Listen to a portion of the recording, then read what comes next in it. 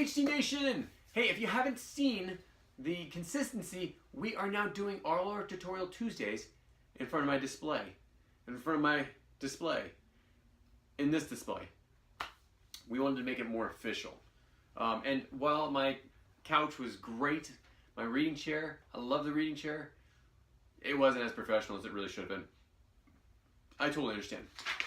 This day, though, this is the Tutorial Tuesday, and this is going to the American Revolution expansion game. So go online and check out on the website. You go to the tab that says Shop, go down to where it says American Revolution, you get all the rules, tutorials, and you can order the game there. But this has some questions about the game, and I'd like to answer them. I've already answered this for AJ, but I needed to get this out, or sorry, Alexander K.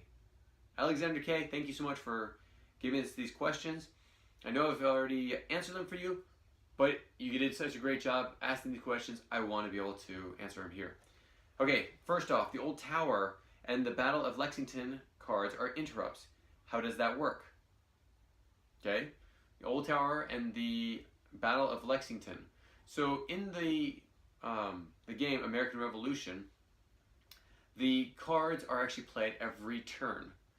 But we wanted to give it a second way of playing the game. If you've seen American Revolution, you'll see that instead of having two mats where one person's on one mat, another person's on another, they're battling across, and they don't have a map to show where all the colonies go and such. This one is one mat, and each person is on one side of the mat. So with this, the Old Tower and the Battle of Lexington, those are cards that are played every turn. So every turn, there is a new card that's played that gives a new situation to the people that are playing. Now, how do you play an interrupt card for a card that's always played? The reason why we did that is so that you could use it in the normal setting of historical conquest. So if you do not want to play on the map that we have for the American Revolution, you can also play it on two individual mats. Yeah, it makes it more versatile, makes it a little more like the original historical conquest.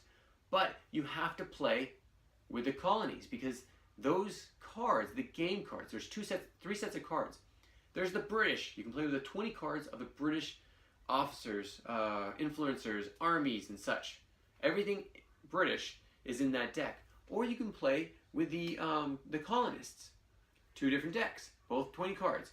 Or you can play with the one deck that has 50 cards of just people or just events and documents from that time. Everything from the Stamp Act to the Tea Party to any one of these other times.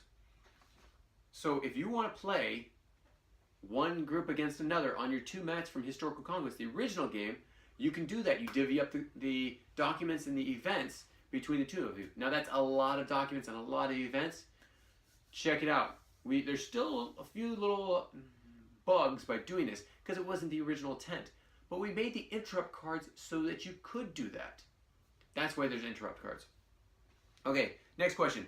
What happens when your forces pile is spent? It means you're done.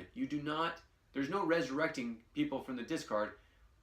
Actually, I think there are two cards that allow you to bring cards back from the discard. But you don't take your card, turn it upside down, shuffle it, and then use it again. When you're out, you're out. It's like in the war.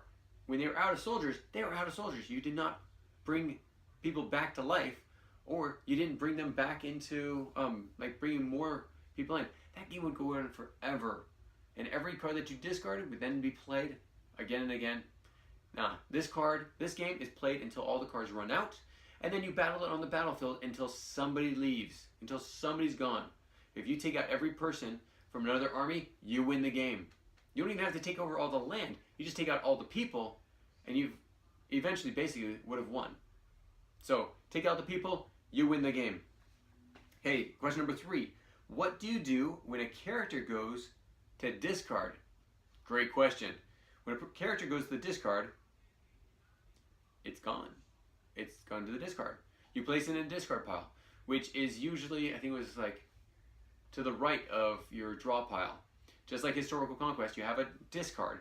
You don't have a land pile because unless you're playing on two separate mats, if you're playing on the original game of American Revolution, you actually play so that you can have each person is on each side of the mat, and you have a draw pile, and that's this part.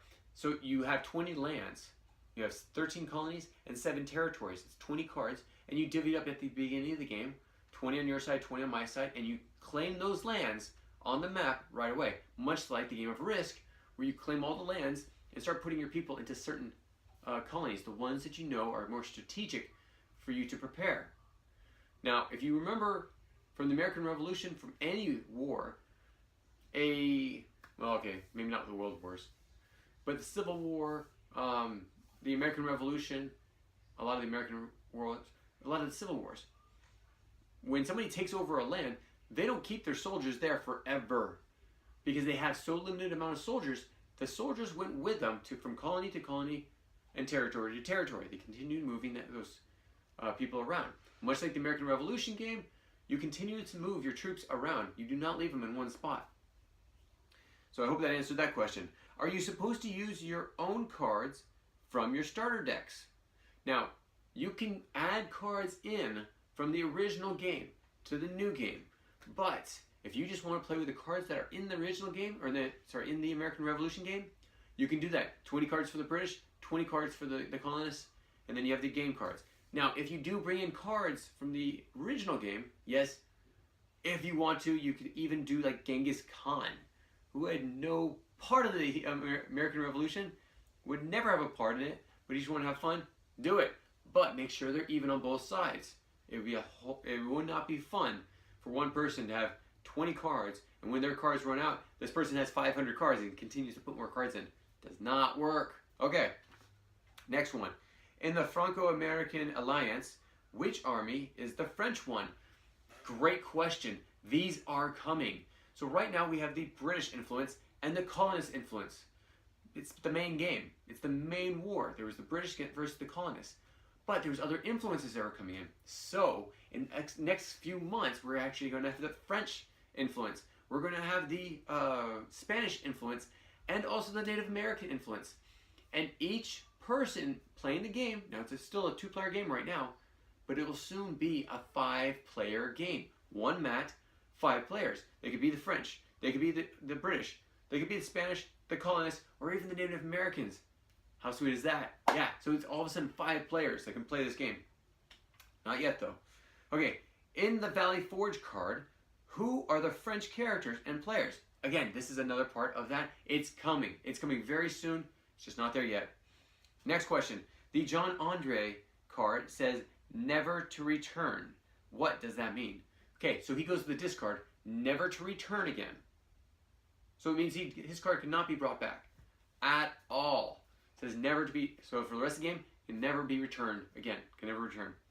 Okay, next question. What happens when Paul Revere meets the Battle of Camden? Okay, so this I did not prepare for. I know I answered these before, but I did not see this. So we're going to have to wait, or you can look it up. Get the game, check it out, and we'll answer that one in a later one. Next question. Are the Sons and Daughters of Liberty allowed to be paired up with the all-female militia? So, one army per land, just like historical conquest. If only one army is per land, the Sons and Daughters of Liberty are an army. But at the same time, the all-female militia is an army. And if I can remember correctly, the all-female militia says that it can join up with any other army. So you can have 2 armies in one land, but the all-female militia is not as much about strength as they are about strategy. So they're not exactly the strongest army, but that's why they can pair up with any other army, because they bring the strategy in there. And the last question. Again, thank you, Alexander K, for sending me these questions. Now, what if Washington and Cornwallis face each other while in the Battle of Trenton is in play? Okay, so Cornwallis and Washington have very unique abilities. Okay, I'm looking at my shelves, and I do not have an open pack with me because I packed them up to Alaska. If you don't know, I just came back from a convention in Alaska. So that is another one I will have to answer later on when I have the cards in front of me.